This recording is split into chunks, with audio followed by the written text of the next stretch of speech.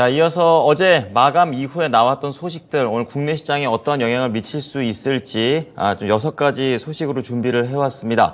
자, 첫 번째 헤드라인부터 함께 보시죠. 바로 자동차와 관련된 그런 내용이 되겠는데요. 지난달 현대차하고 기아가 미국 시장에서도 계속해서 선전하고 있습니다. 두 자릿대의 신차 판매 증가율을 기록했다라고 전했는데요. 우선 현대차부터 보시면 지난 5월 한 달 동안 신차 판매량이 7만 한 대입니다. 작년 같은 달보다 18% 늘었다라고 얘기를 하고 있고요. 여기에 일반 고객을 대상으로 한 소매 판매량이 6만 4,070대로 작년 동월보다 8% 더 늘었다라고 언급을 했습니다. 세부적으로는 친환경 차종의 이런 약진이 두드러지고 있는데요. 월간 판매량 자체가 역대 최대치를 계속 갈아치우면서 전체적인 성장세를 이끌었다라고 현대 쪽에서는 얘기를 했습니다. 자, 그리고 이번에는 기아인데요. 이 미국 판매법인에 따르면 5월 판매량이 7만 1,497대입니다. 작년 동월보다 23% 크게 성장을 했고요. 역대 두 번째로 많은 월간 판매량이었다라고 얘기를 했습니다. 특히 전기차 EV6의 마케팅 활동 그리고 경쟁력 있는 리스 정책에 힘을 입어서 이렇게 매출을 끌어올릴 수 있었다라고 얘기를 했고요. 작년 동월 대비 7%, 전월 대비 80% 판매 증가율을 기록했다라고 얘기를 했습니다. 네, 관련된 종목으로는요, 이제 현대차 그리고 기아가 있는 상황이고요. 최근의 흐름은 약간은 내려가고 있는 어제 종가 흐름을 보고 계십니다. 자, 두 번째는 이제 메타버스 헤드셋 관련된 내용이 되겠습니다. 메타 플랫폼이 현지 시간으로 1일 블로그와 인스타그램을 통해서 차세대 가상현실, 혼합현실, VR, MR 헤드셋인 퀘스트 3를 공식 공개를 했습니다. 퀘스트 3는 전작보다 40% 얇아졌고 그리고 해상도하고 디스플레이의 크기가 크게 개선됐다라고 CEO가 밝혔습니다. 자, 이날 메타 플랫폼스의 이러한 발표는 상당히 의미가 있는 포석이다라고 얘기가 되고 있는데요. 바로 애플의 첫 MR 헤드셋이 이제 공개를 앞두고 있는데 이제 이거를 대비해서 선제적으로 지금 이루어진 조치다라는 게 시장의 전반적인 평가가 되겠습니다. 대표적으로 블룸버그 통신에 따르면은요, $3,000로 예상이 되고 있는 애플의 고가 기기의 공개에 앞서서 메타가 훨씬 저렴한 대안을 먼저 시장에 뿌린 셈이다라고 해석을 했고요. 현재 메타 플랫폼스의 이 신제품 가격은 $499, 그러니까 우리나라 돈으로 65만 9천 원부터 시작이 될 것이다라고 공개가 됐습니다.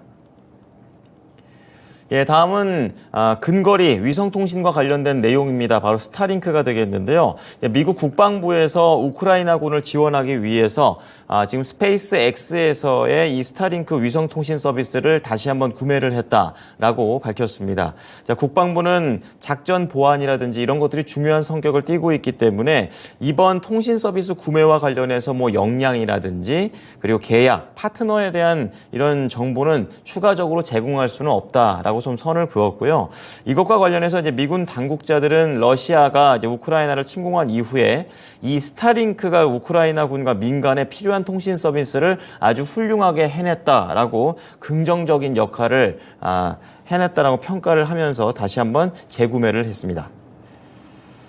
네, 관련주로는 이제 AP 위성이 있고요. 또 그리고 세트랙 I, 인텔리안 테크 약간은 차별화된 장세를 보여줬던 어제 장이었습니다. 네, 다음은 곡물 협정과 관련된 내용입니다. 이제 국내에서도 주도주가 빠졌을 때 꼭 움직였던 게 곡물주가 되겠는데요. 계속해서 이 협정이 삐걱대고 있다라는 그런 내용입니다. 지금 곡물을 흑해로 수출할 수 있는 이 협정이 가까스로 연장이 됐는데 보름도 안 돼서 다시 한번 위기에 빠졌습니다. 로이터 통신에 따르면 현지 시간으로 1일 우크라이나 재건부가 러시아 대표단이 입항 선박 등록을 부당하게 거부했다라고 고발을 했고요. 이는 중대한 협약 위반이다라고 지적을 했습니다. 또한 이에 따라서 50여 척의 선박이 튀르키예 해역에서 현재 검사를 기다리고 있고 길게는 석 달 넘게 대기 중인 선박도 있다라고 꼬집었습니다. 우크라이나가 이런 얘기를 하는 반면 러시아 쪽에서는 특별한 입장을 현재 밝히지는 않고 있습니다. 관련된 종목으로는 이제 미래생명자원이라든지 한일사료, 그리고 팜스토리 이러한 종목들을 들 수가 있겠고요. 어제장의 흐름을 보게 되면 역시 특정 종목을 제외하고는 약간은 하락하는 흐름을 보였습니다. 네, 다음은 국내 소식입니다. 한국전력과 관련된 내용인데요.